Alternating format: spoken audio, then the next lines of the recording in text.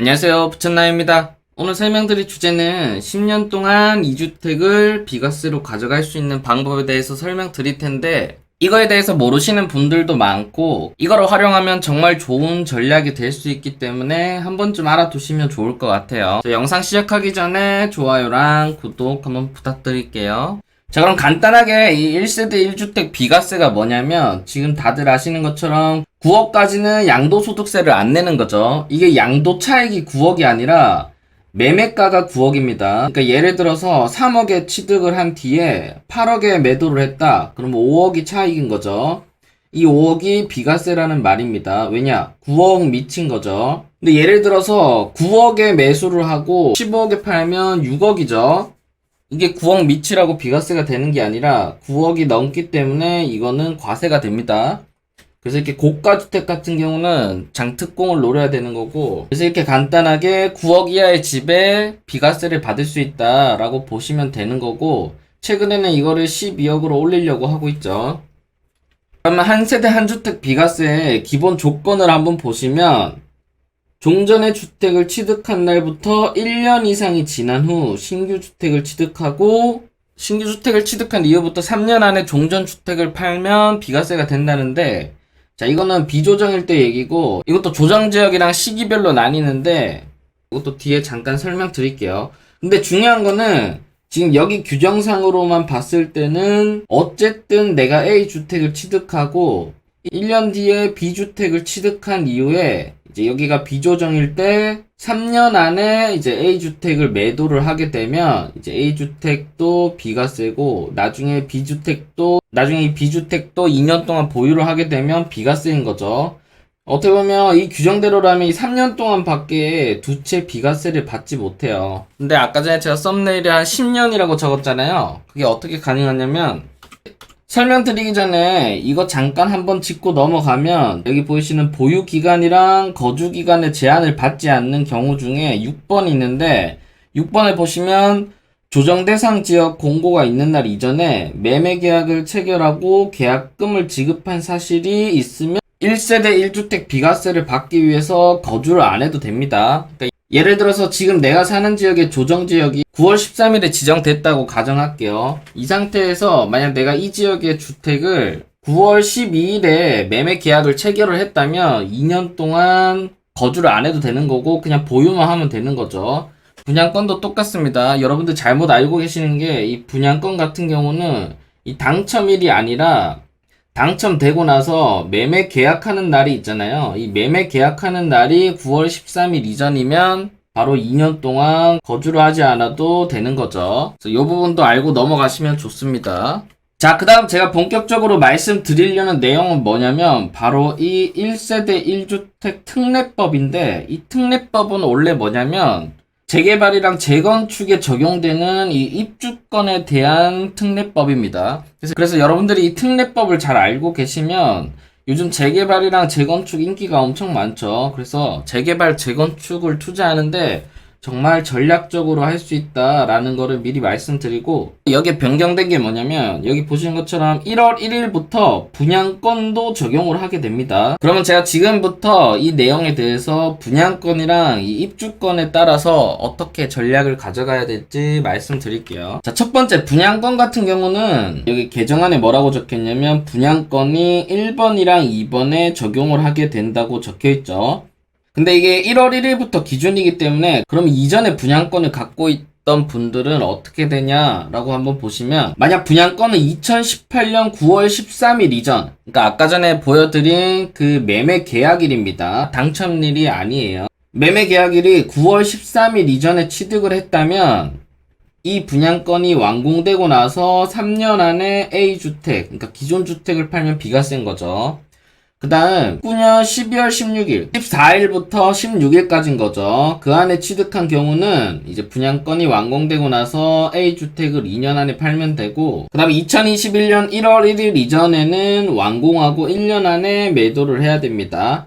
근데 이게 지금부터 이제 분양권을 취득하는 거는 어떻게 되냐면, 1번 보이시는 것처럼 1주택자가 입주권을 취득한 이후에 3년 이내에 종전주택을 양도하는 경우, 즉 지금 이 내용은 뭐냐면 이제 조정지역이랑 비조정 지역 상관없습니다. 상관없이 기존에 A주택이 있고 이제 분양권을 제가 취득을 했어요. 근데 이 사이에 1년 텀이 있죠. 분양권을 만약 매수를 했으면 3년 안에 이 A주택을 매도를 하게 되면 이게 비과세인 거죠. 근데 저희가 원하는 건 지금 이게 아닌 거죠. 이게 아니라 이제 두 채를 최대한 오래 끌고 가고 싶은 거죠. 왜냐하면 두 채를 가지면서 시세 차익을 보기 위해서 최대한 오래 끌고 가고 싶은 거예요. 그러면 이 2번 규정을 어떻게 되냐면 한 주택자가 입주권 취득한 이후에 3년 이내에 종전주택을 양도하지 못한 경우에는 기흥, 니은을 모두 충족해야 된답니다. 그래서 이 기흥, 니은을 보시면 신규 주택 완성 이후에 2년 내에 그 주택으로 전원이 이사하여 1년 이상 거주한 경우, 그 다음 니은은 신규 주택 완공 이후에 2년 이내에 종전주택을 양도하는 경우. 이 내용을 설명드리면 기존에 A주택을 갖고 있고 근데 기존 같은 경우 여기 보시면 1년 이상 지난 이후에 입주권을 취득해야 된다고 하죠. 근데 이 2번 규정에 따라서 가면 바로 이 1년이라는 규정을 받지 않게 됩니다. 그러니까 정말 좋은 거죠. 지금 본인이 지금 이 A주택을 예를 들어서 10월 10일에 샀어요. 근데 본인이 바로 B주택 분양권을 10월 11일에 샀어요. 그래도 이 2번 조건은 만족을 한다는 거예요. 그래서 2번 조건을 적용을 시켜보면 분양권은 10월 11일에 사고 보통 이게 완공되는 데까지 2년에서 3년 정도 걸리죠. 2년에서 3년 이후에 여기 보시는 것처럼 2년 이내에 기존 주택을 판매하면 되는 거죠. 그래서 여기 2년 안에 A주택을 팔면 A주택이 비과세가 되는 거고 추후에 B주택도 비과세를 맞출 수 있는 거죠. 근데 다만 이 사이에 이사를 해줘야 되는 거죠. 그래서 이 2번 규정을 적용하면 가장 좋은 점은 뭐냐면 바로 이 1년 조건이 없다는 거랑 그 다음 완공 이후에 2년 동안 유예기간이 있다는 거죠. 지금 분양권 같은 경우도 직접 실거주할 분양권을 매수를 한다면 1년 이상 요건도 필요 없고 최소 4년에서 5년은 두 채 비과세 세팅이 가능한 겁니다. 자, 그 다음 입주권에 대해서 한번 살펴볼게요. 자, 입주권은 그러면 어떻게 되냐면 아까 보신 것처럼 제2항을 적용을 하게 되면 기존 주택 매수 1년 이후에 살 필요가 없는 거죠. 그러니까 본인이 지금 A주택을 그냥 일반 어떤 곳에 아무 주택을 샀어요. 뭐 갭투자로 샀다고 할게요. 갭투자로 A주택을 10월 10일에 사고 B입주권을 삽니다.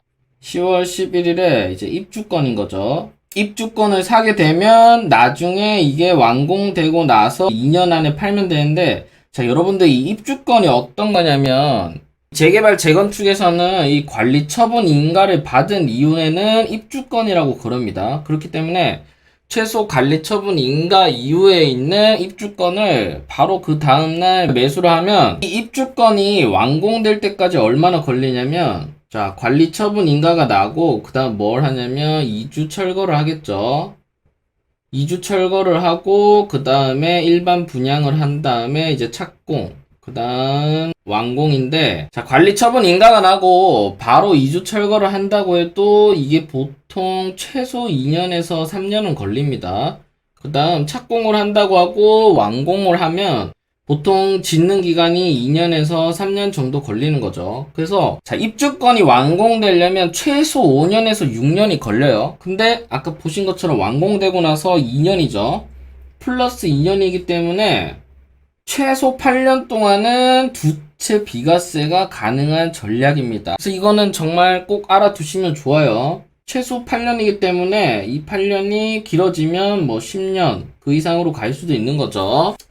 자, 그 다음 두 번째 제3항을 아직까지 얘기 안 했죠. 한 주택자가 그 주택에 대한 재개발 사업 등의 시행 중 거주를 위한 주택을 취득한 경우로서 다음 요건을 모두 충족하는 경우랍니다. 그래서 보시면 재개발 사업 등의 사업 시행 인가일 이후 대체 주택을 취득하고 1년 이상 거주할 것. 그 다음 니은도 똑같이 이제 기존 주택 완성 이후 2년 이내에 모두 이사가고 1년 이상 거주하고 대체주택 양도하는 겁니다.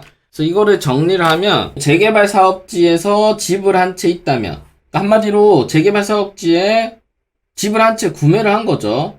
매매를 하고 자, 사업 시행일 인가 이후에 다른 집을 매수하고 거기서 또 1년 이상을 거주해야 돼요. 그래서 자, 여기 재개발 사업지에 A주택이 있어요. 여기가 사업 시행 인가일 이후에 본인이 지금 B주택을 매수를 했습니다.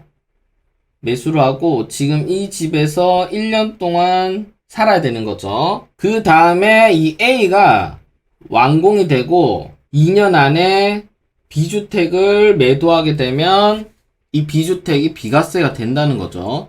자, 근데 지금 이 사망에 따라서 가면 이 기간이 얼마나 늘어나냐면, 자, 이거는 지금 최소 8년이 아닙니다. 아까 보신 것처럼 관리 처분 인가에서 완공까지 이게 거의 5년에서 6년 정도 걸린다고 했잖아요. 근데 이거는 사업 시행 인가일 이후니까, 자, 여기 사업 시행일 인가부터 관리 처분 인가 날 때까지가 이 기간이 보통 2년에서 길면 3년 이 정도 걸리거든요. 그래서 사업 시행일 인가 이후에 본인이 B주택을 매수를 했다고 하면 최소 10년 넘도록 이 주택에 대한 비과세를 가져갈 수 있는 거죠.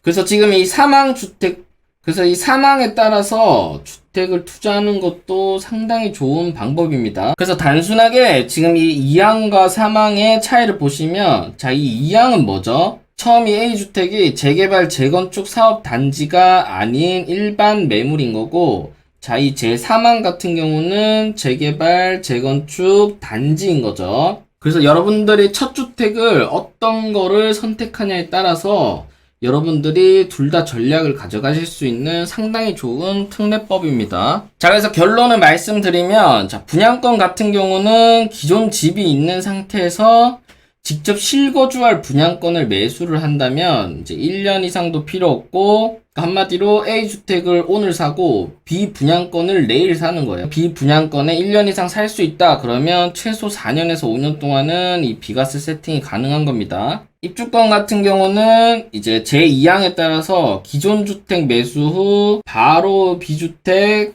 재개발 재건축 입주권을 매수하는 거죠. 입주권은 관리처분인가 이유고요. 그 다음 이 B주택이 완공되고 나서 2년 안에 A주택을 매도하면 A주택이 비과세를 받을 수 있는 거죠. 이제 A주택이 이제 재개발 재건축입니다. 여기가 사업 시행 인가일 이후에 B집을 매수를 하는 거죠. 그 이후에 이 A가 완공되고 나서 다시 2년 뒤에 B주택을 매도를 하게 되면 이 B주택도 비과세다 라고 보시면 될 것 같아요. 그래서 요번에는 여러분들이 활용하면 좋은 이 비과세 특례법에 대해서 한번 알아봤고, 지금 이 비과세 특례법 말고도 이 일시적 이주택 비과세 관련해서 정말 많은 다양한 법들이 있기 때문에 제가 그런 것들은 하나씩 시간 될 때마다 설명을 드릴게요. 그래서 오늘 영상은 여기서 마치고요.